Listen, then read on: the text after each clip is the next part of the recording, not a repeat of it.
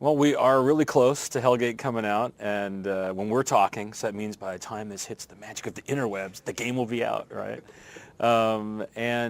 Looking back at where we started and what the idea was for the game, I really think we ended up staying pretty true to that vision. The idea was to take all that, compelling, engaging concepts that Dave and Eric and Max created for the Diablo series. So randomization of tons of loot, an action RPG, really fast paced, all those things that really drive people in that action RPG genre, but then mixing in elements of a true 3D world and being able to play from first or third person perspective, layering in different elements from different gameplay styles, everything from FPSs to little touches of other things, like a little RTS level that you get as part of a quest.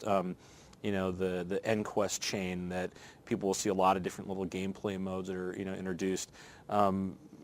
Really taking where we came from and those ideas and then really building upon those. And I think that that core idea we had to kind of create maybe that new perspective of what an action RPG could be really came out that way. And we're all really happy with where we ended up, and also being able to, on top of that, fold in the ability to do more, to have this be a living, breathing, organic game, not just release it into the wild and then say, okay, now we're going to, go take a month off and sleep and then come back and a year later you'll get some more stuff. Being able to actually continually work on the game and have that be an ongoing process was another thing that was really important to us day one. So actually making all that happen and building up a company and building up an online infrastructure and like all the things we had to do to make that happen, I think it really lived up to what we had hoped we were going to be able to accomplish when we first set off on this crazy trip.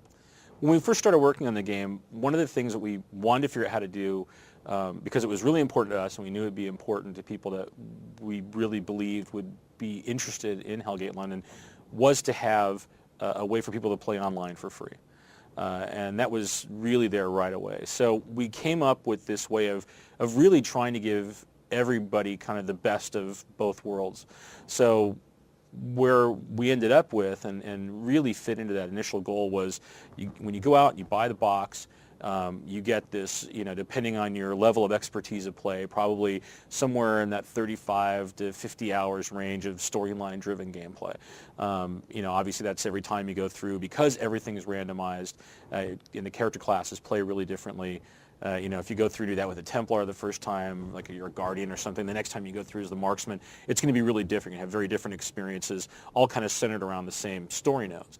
Then you could go online and, just like we did with the Diablo games and actually and more, have that experience online. You can hook up with your friends, go through that same gameplay experience, have that secured client server environment to do that on, and then even more things than we were ever able to do back in the days when we were running everything through Battle.net, which being able to participate in guilds, to be a part of what's happening with that living, breathing element of us continuing to work on the game. So when we roll out auction houses and in-game email, all of our players will have access to that kind of stuff. Having basically a lot of things there that are kind of thought of, I think at this point, almost standard for what you expect when you go online to play an RPG.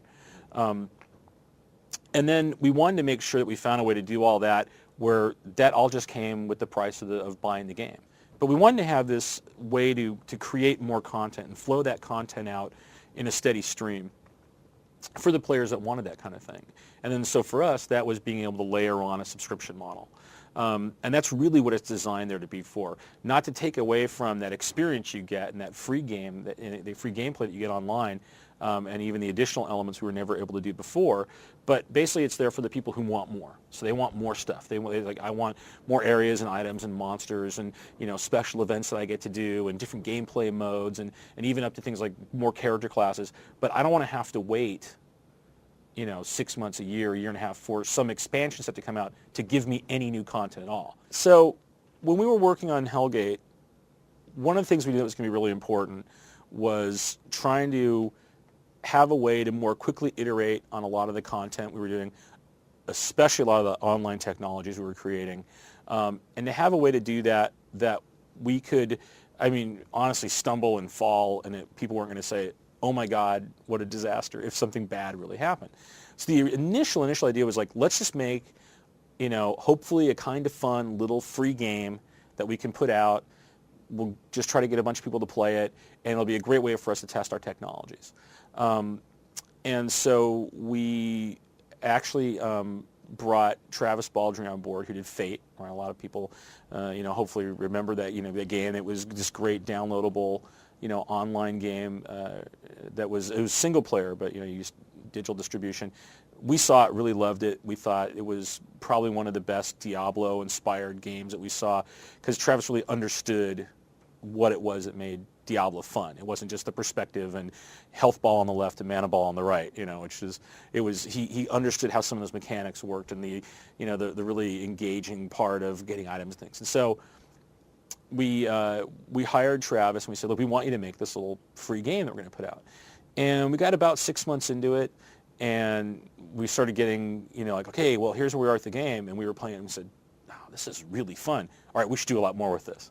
And so we've really kind of expanded Mythos out to be, it's where it's going to be its own product, but it really started as a test bed. That was kind of the initial thing, is we wanted to leverage the technology we had, make something that was fun and compelling, we'd get a lot of people to play, right, and that it'd be okay if we made mistakes. We could use that as a learning curve, because there wasn't this big expectation.